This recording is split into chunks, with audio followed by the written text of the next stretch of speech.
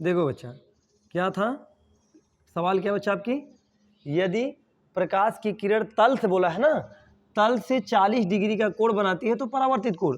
तो मैंने आपको यहाँ वाले वीडियो में देखो बताया है, बताया कि नहीं बताया? देखो यहाँ से, अब यहाँ ऐसे देख लिए। अब देखो बनाते हैं, जब प्रकाश की किरण यहाँ से आई, यहाँ से निकल गई, इसे अभिलंब कहते हैं।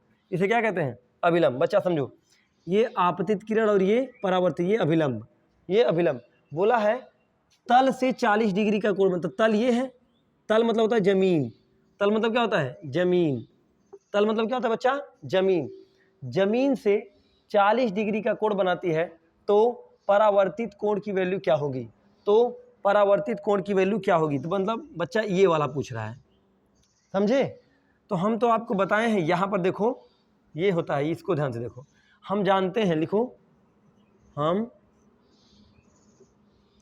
जानते हैं। क्या जानते हैं? देखो, कोण आई बराबर कोण आर, हम ये जानते हैं, जानते हैं कि नहीं जानते हैं?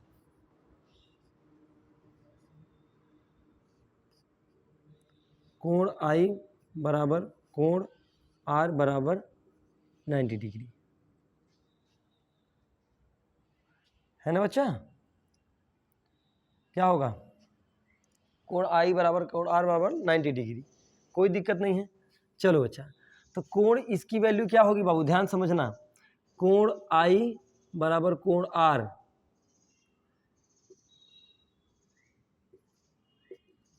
90 डिग्री, क्या हो जाएगा? 90 डिग्री। ध्यान से देखो बच्चा, अब ये इसका मान देखो बेटा, अब ये हम जानते हैं कि नहीं? देखो इस मामले में रख दे कोण, यहाँ पे सवाल पे रख देते हैं। देखो, तो आपतित किरण आई की वैल्यू कितनी दिया है? 40। कितना दिया है? 40 बराबर 40 बराबर, अब कोण R plus 90 degree, R plus 90 degree, कोई दिक्कत नहीं है कि है? कोई दिक्कत नहीं है। तो बाबू समझ, जब ये इधर आएगा तो कोण आर बराबर 90 माइनस 40, कोण आर बराबर 50 डिग्री, कितना आंसर आ जाएगा? 50 डिग्री आंसर आ जाएगा। बात समझ गए कि नहीं समझ गए? कोण आई की वैल्यू, यानी तीनों कोणों, देखो बच्चा समझो, ये 90 कहाँ से आया? इसको समझो, ये 90 कहाँ से आया? ये वाली वैल्यू, ये वाली, जब यहाँ से जब अभिलंब से देखेंगे तो ये 90 डिग्री, तल से कितने डिग्री का कोण बना रही है? 90 डिग्री का। कितना बना रही है? 90 डिग्री का कोण बना रही है कि नहीं बना रही है? तो यहाँ पर हम क्या कर सकते हैं? देखो 40 बराबर कोण आई 90 डिग्री, क्योंकि ये आर प्लस 90 डिग्री, क्योंकि बच्चा ये तीनों को जोड़ेंगे तो 90 डिग्री आता है कि नहीं आता है?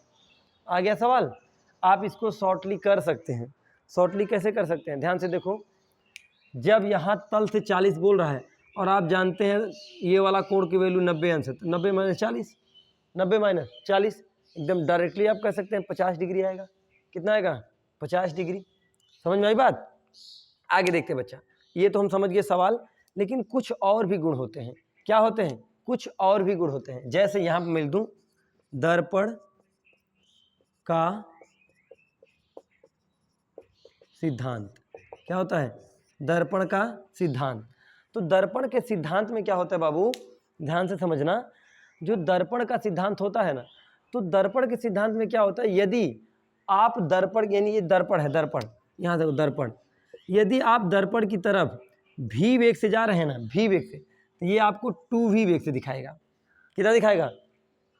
जैसे आप दर्पण के ऐसे दौड़ते हुए जा रहे हैं तो दर्पणवा आपको उतने डबल वेग से दिखाएगा। यदि थीटा कोण रहेगा तो 2 थीटा दिखाएगा। क्या दिखाएगा? 2 थीटा। लेकिन बच्चा दूरी समान रहती है। दूरी क्या होती है? समान होती है। दूरी बराबर क्या होगी?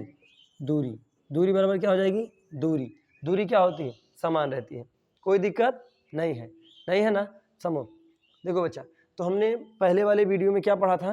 प्रकाश पढ़ा था और प्रकाश के गुणों को पढ़ा था। तो प्रकाश का पहला गुण था प्रकाश का परावर्तन, प्रकाश का परावर्तन। अब ये दूसरा गुण दूसरा होगा प्रकाश का अपवर्तन। क्या होगा? प्रकाश का अपवर्तन। अब उसके बाद आता है प्रकाश का प्रकीर्णन।